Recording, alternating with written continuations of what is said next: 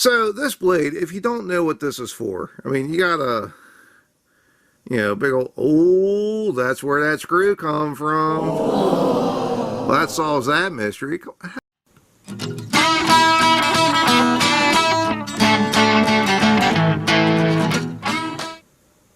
This is a New Holland F156.7 Road Grader. It was made by Motorart, and it's in 1/50th scale. This thing's kind of funny.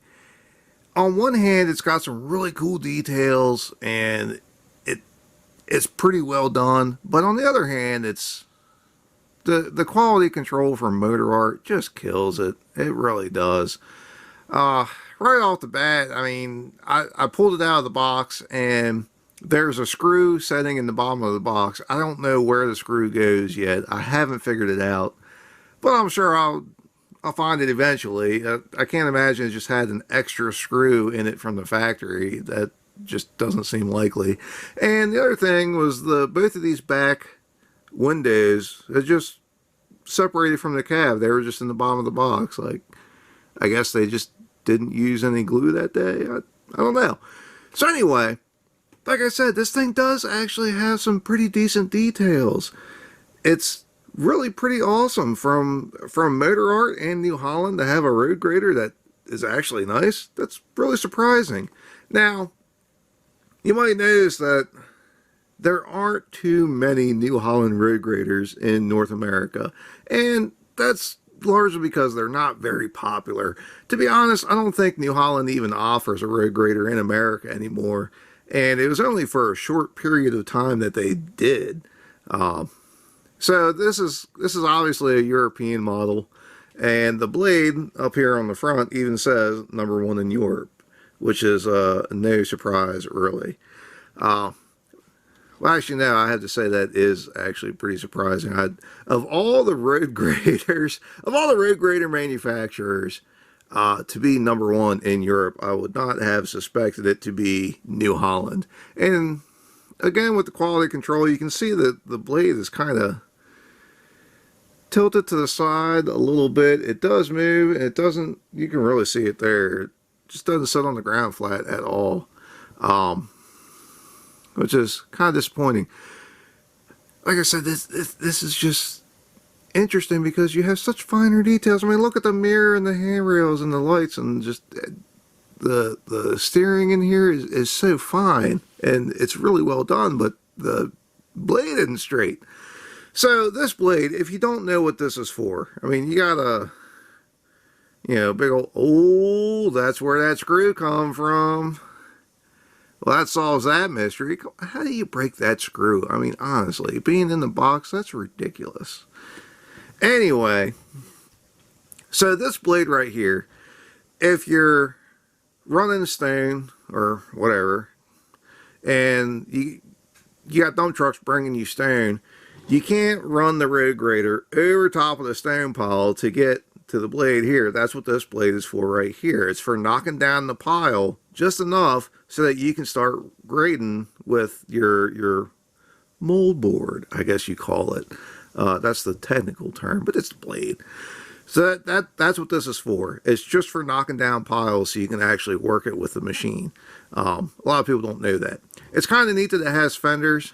If you take a look at the front here, the steering is really just finely done. There's a lot of really just intricate pieces in there that make that up, which is really confusing because it's Motorart. I mean, come on. They're not exactly the greatest thing in the world, but you can see you even have the cylinders in there to lean the wheels. Now, the leaning of the wheels, so when you're moving material from one side to the other, you got your blade angled. The machine's going to naturally want to push to one side or the other, and when you lean the wheels one way or the other, it helps counteract that to keep your front end straight, and that's why the wheels lean. There's a reason for it. Now the door does open up on the model, I can't get it to open. It opened one time, and I push it back shut, and I cannot get it to open back up again, which is kind of disappointing. It does articulate in the middle. You do have your cylinder there. I guess there's two to articulate. You can look inside there, and you get a pretty good look. Now, you do have a combination. You got your joystick right there behind the seat, but you do have a bunch of levers in front, you know, underneath the steering wheel, like a, you know, regular conventional road grader, I guess you could say. Like I said, these back pieces of glass, cab glass, were just hanging out in the bottom of the box. I don't know why. It just seems like they weren't glued at all. It's quality control. It's Motorart. It's always quality control. Always the issue. The wiper and the handrails look great. Just the cab detail looks fantastic. The paint, the decals, everything's really good and crisp. There's what appears to be a motor, I would imagine, in there. That's, yeah, that's a motor, I guess. Close enough, right? I mean, it kind of looks like a Zamboni, but it's a motor. And the hood does open up, which is neat. You got your little rippers on the back. The casting is really well done. The decals are really well done. This thing is so close to just being an awesome model, but once again, the quality control just, you know, it gets you. How does that even break? I don't understand. Like, how does that break? So, anyway, you see underneath it does have a little bit of transmission detail in there. Range of motion, sheesh, I don't know. I really can't do anything because it's broken. Surprise, surprise. But it looks like you could get some pretty decent movement out of it. This is one of the things that makes it so hard about Motorart, because they're so close to making nice stuff. They really are. I mean, they're right there. If they could just get the models to show up in one piece. I still can't get that door open. If they could just get the models to show up in one piece, they'd be phenomenal. And especially, you know, the disparity between, is that the right word? There's a stark difference between the suggested retail price of Motorart and what things actually sell for. You know, this thing was probably like $30. I think the retail on it was like $99 or $100, you know, something like that. It's $100. And if this thing came in one piece like it's supposed to, it might be a $100 grader, maybe. Probably like $75 is a little bit more appropriate.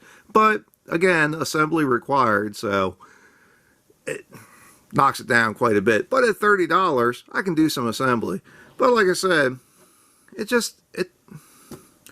doesn't quite look right, doesn't sit right. I mean, I can fix this. This is not a big deal, but it's still just disappointing. And I'm not really sure what to do about this front blade. I don't think I can fix that without breaking it, which is pretty disappointing. But it's frustrating because it's so close to being nice. It really is. If it could just show up in one piece. Anyway, that's about all I got for this. If you have any questions or comments, feel free to ask. If there's anything you'd like to see, let me know. I might just have it. I got about, I don't know, probably 6 or 7 more videos to make just out of things that people have asked for. So if you got something you want to see, let me know. As always, thanks for watching. If you want to see more of what I have, please subscribe to Maryland Construction Diecast. And thanks for watching.